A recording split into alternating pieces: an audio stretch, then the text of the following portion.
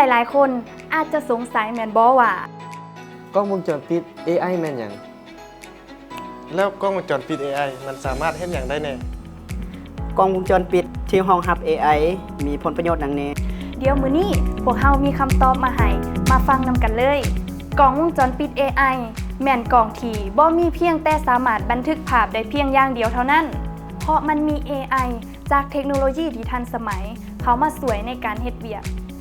AI จะเข้าใจแยกแยะพร้อมทั้งแจ้งเตือนเหตุการณ์ที่เกิดขึ้นให้เฮารับรู้นำคือกันกับกล้องวงจรปิด AI ตัวนี้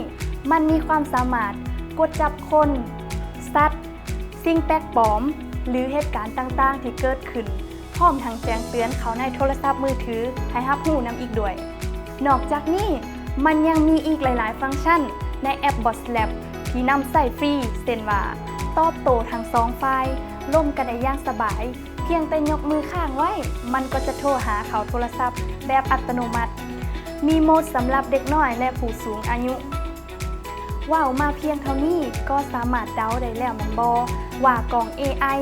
มันมีประโยชน์สำหรับความปลอดภัยความสะดวกสบายบ่ต้องเฝ้าเบิ่งตลอดเวลา